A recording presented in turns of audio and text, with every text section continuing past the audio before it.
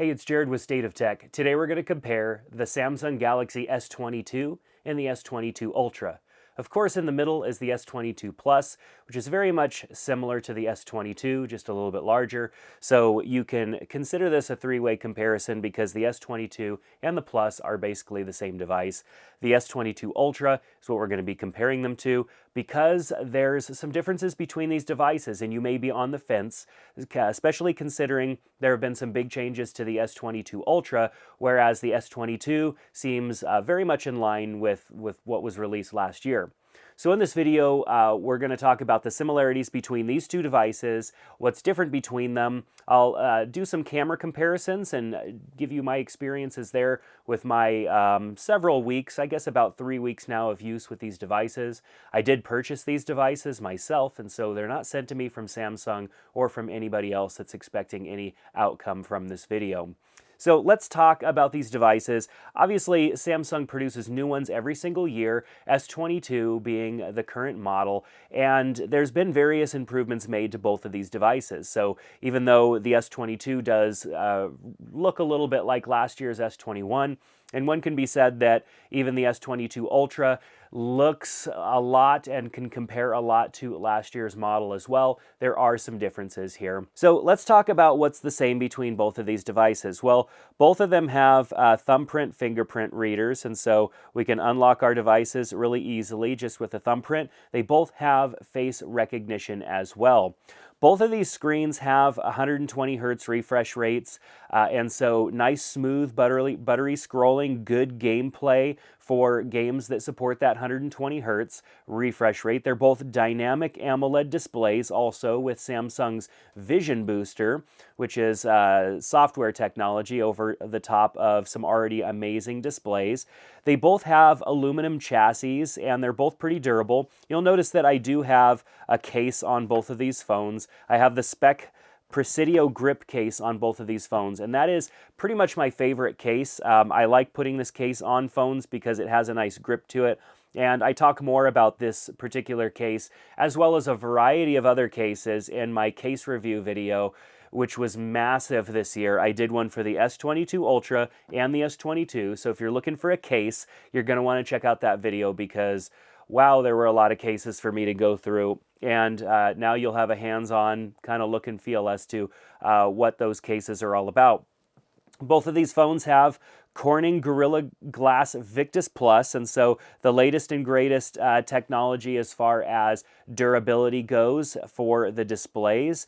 They're both IP68 water and dust resistant, and my experiences with Samsung's IP68 ratings is that it's really good. I've had pretty much every single Galaxy phone that there's been, the Ultra models, the Note models.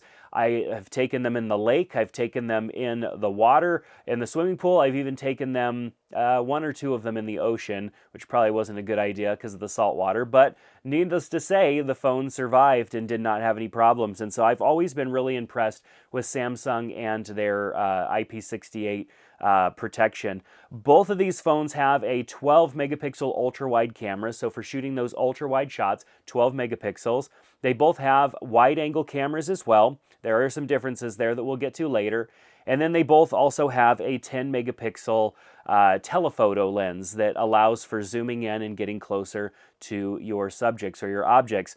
They both have fast charging support, which is great, and they both have wireless charging with that reverse wireless charging that allows you to charge devices off of the back of one of your Samsung devices. I think that's a pretty cool feature. I've never really had to use it, but I know that one day it will come in handy when my earbuds run out of power or something like that and I need to reverse charge.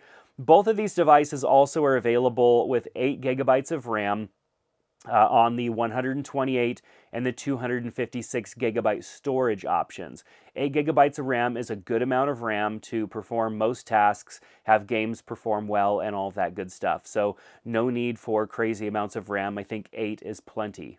So let's talk about what's different between these devices. Well, one of them has a 6.1-inch display versus a 6.8-inch display on the other device. That's a pretty good size difference, and as you can see as I hold them in my hand, one definitely dwarfs the other in size. The screen resolution is also much higher on the S22 Ultra. The S22 maxes out at FHD+, which is 2316 by 1080. That's essentially, better than HD, but still considered like an HD resolution.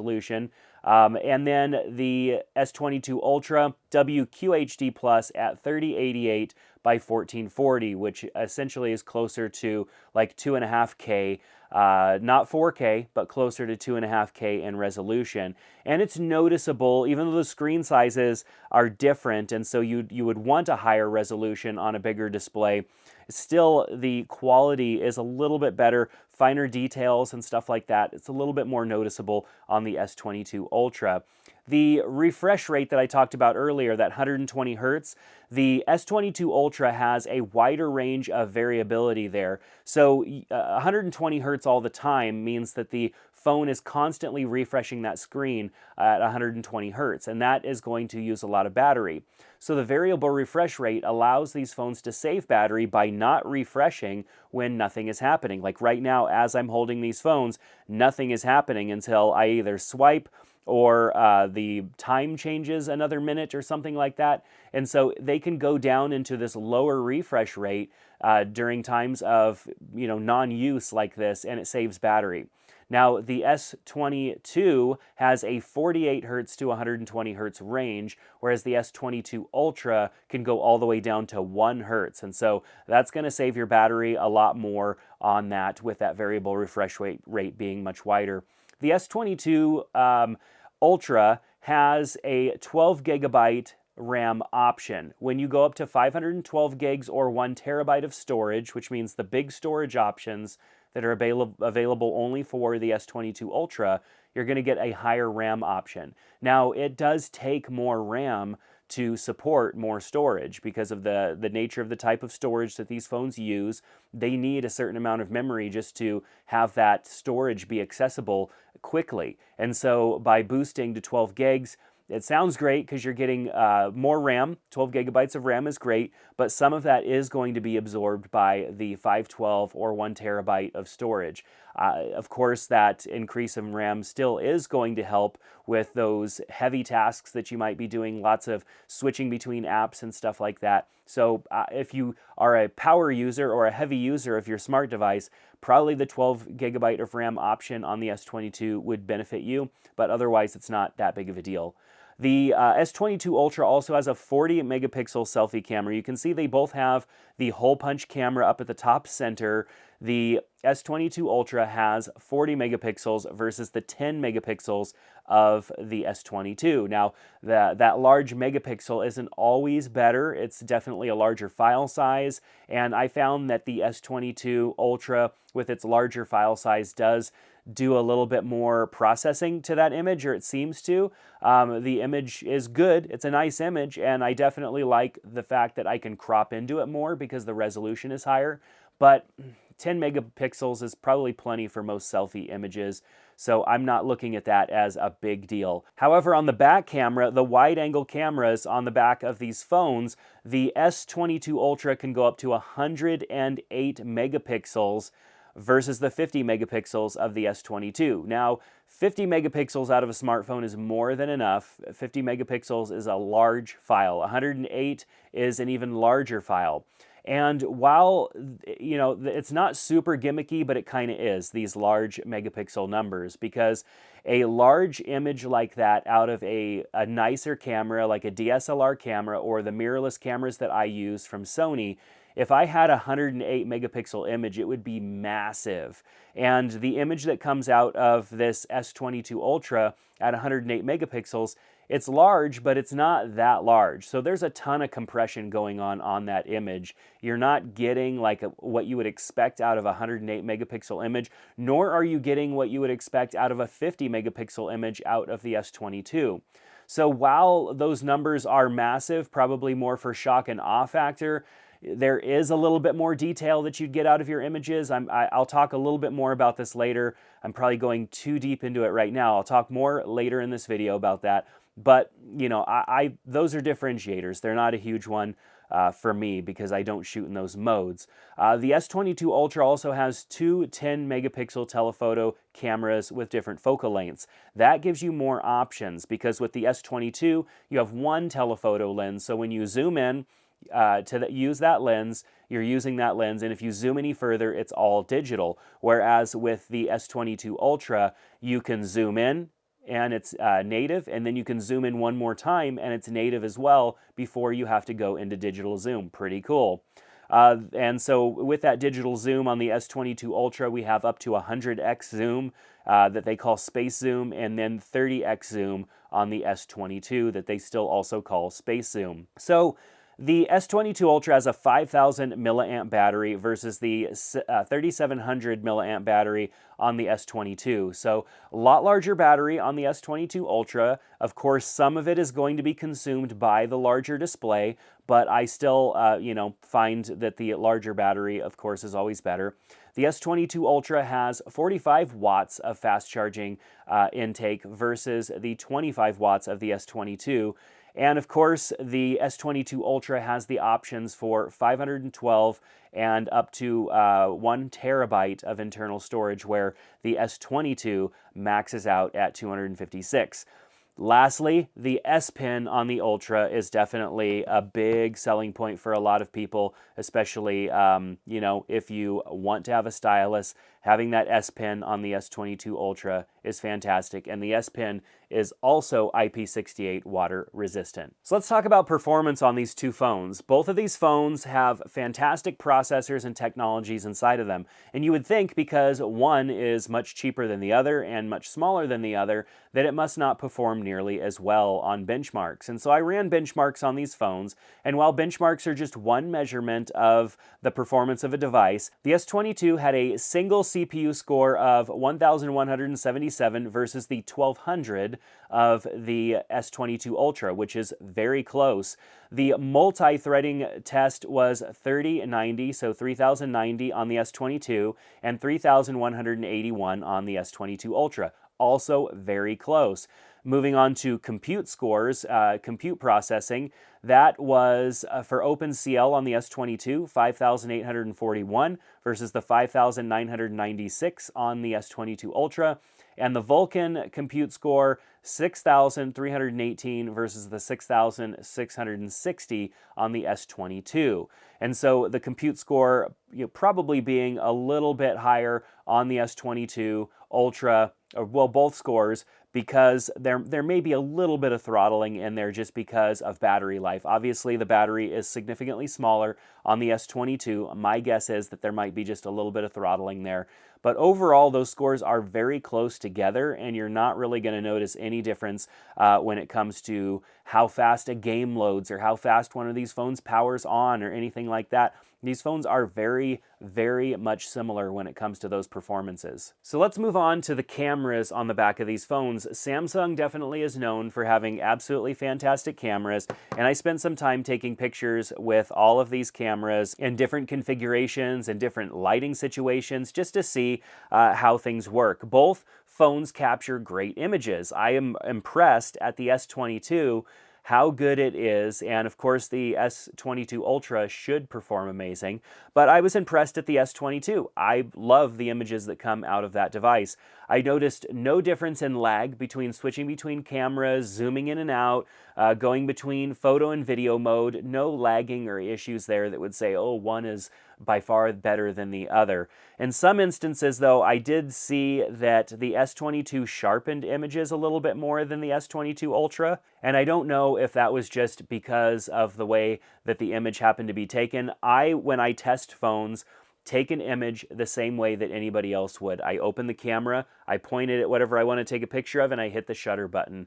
Of course, there are things like focus lock and exposure lock, and even being able to adjust the exposure compensation a little bit, or even going into pro mode and shooting pro mode where I have full control over the camera controls, but most people are not going to use those. So I want to see what the camera does in its automatic mode, what it is able to accomplish. And I did notice that the S22 seemed to be sharpening the images and maybe processing the images a little bit more, even though the S22 Ultra had all of the same camera settings applied, like what resolution I was shooting at, whether or not scene optimizer was on and off, and stuff like that. So my tests, of course, are not perfect. They are simply just average everyday tests. Point the camera at a thing, shoot. Grab the other phone, point the camera at the same thing, shoot. And so there is opportunity for slight variations there, but I think both phones do a fantastic job with the cameras.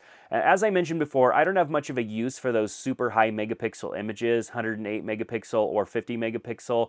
In some instances, I noticed slight improvements in detail, like when I zoom in super far, and I have to over zoom on a photo that's not as high of resolution, I do notice more detail there. But the problem is that the detail is still coming from a small camera sensor, and it's not as good as an image that was going to come out of a bigger camera. So those numbers, while impressive, that you're able to get an image of that resolution and still, maybe crop in or do whatever you would want to do with that large image, is not quite as useful as it would be. I would rather them have doubled down on the sharpness and clarity of a 12 megapixel or a 16 megapixel image rather than go for this super high resolution stuff. However, when shooting in video is great on both of these phones, and whether you're shooting in any of the zoom focal ranges, it's absolutely fantastic. What does blow me away is the S22 Ultra having that super zoom or that space zoom or whatever. When I am far away from something, I can zoom in, and video is actually not too bad at all. I took the S22 Ultra to a concert, and we were in the back of the concert hall, and I'm shooting at regular zoom. I'm zooming in 10x. I'm zooming in as far as I can go and getting super close up to the stage, which, it's hard to shoot in that type of environment with so many lights and different things going on, and of course it even being a low light situation. But the S22 Ultra is pretty darn impressive in those scenarios. And of course the S22 as well, you just don't have as far of a super zoom or space zoom or whatever you want to call it than you would have with the S22 Ultra. So really impressive there. So let's talk about overall performance and experience with these devices. I spent a lot of time with each one, playing some games, doing some daily tasks like I normally would throughout my day, jumping between productivity apps, taking pictures here and there, shooting video here and there, using navigation, going to and from places, and all of that good stuff. And really the only noticeable difference between these two phones is the screen size for everyday use. Of course, there's some differences I mentioned when it comes to cameras and photography and video, but everyday use, you're not really going to notice much of a difference other than screen size. And so, the differentiating factor, of course, is going to be that the S22 Ultra definitely has much better battery performance. That larger battery helps it out a lot. By the end of the day, with the S22 Ultra, using the phone a lot throughout the day, I would still end up with 20 to 30% battery life left, whereas with the S22, I would be closer to completely dead on that phone, especially if I was doing a little bit of photo and video throughout the day. I felt like I needed to charge the S22 Ultra up to get me through the rest of the day, but I was heavily using these phones. Both phones are for sure going to get you through the day, but the S22 Ultra is going to get you much further. So my opinion between these two different devices, to be really honest, I wish that there was an S22 Ultra Mini or something like that. You know what I mean? Something that is in this form factor of the smaller body. I actually like a size of phone this size. This is great. I don't need a massive display. I have a tablet. I have a laptop. I have a television. I don't necessarily need a massive display, but this phone size is just absolutely fantastic. What it is missing for me is those cameras, and so the cameras that are on the S22 Ultra, gosh, I wish that they were on this device. And then, of course, the S Pen would be nice to have in this device as well, but I know that that's a lot to ask for, but I do really like the size of the S22. The S22 Ultra, of course, is great. It's a bigger device. It has the S Pen. It has all the cameras. It has the better battery. and all that good stuff. So it's a fantastic choice as well. It's just sometimes it's a little large for me. Now, in between both of these phones is another phone, which of course is the S22 Plus, which is bigger than the S22, yet just a little bit smaller than the S22 Ultra, and has all pretty much the same specs as the S22 with the exception of a larger battery. Not as large, I don't believe, as the S22 Ultra, but it does have a larger battery. So that could be an option for you too if you are thinking, well, you know, I don't need an S Pen, I don't need 2 telephoto lenses. I really like the S22, but I wish it was a little bigger. The S22 Plus is a great option. Both of these phones, you know, including the S22 Plus, fantastic build quality. One thing that I do really like, I actually prefer, is the flat display of the S22. The S22 Ultra has the edge display, and so the display kind of wraps around the edge versus the S22, which has a flat display. Now, I have never been a big fan of the edge display. I remember seeing it for the first time and thinking, wow, that's pretty cool. But as I've continued to use it, I'm just not a fan. I wish that there was a flat display option of the S22 Ultra, or that they just did away with the edge display altogether. I know it's a differentiator. Most phone manufacturers don't do it, but I do like the flat display better. So, conclusion. What are my concluding thoughts? Well, most people are not going to need the Ultra. The Ultra has a lot of extra features that a lot of people just probably won't need. Those who have past experience with the Galaxy Note may want the Ultra because of the S Pen. If you have used the S Pen and you like the S Pen, you're gonna love having the S Pen on the S22 Ultra. I definitely like using it for the occasional jotting down of a note or circling or annotating on top of a graphic or a document.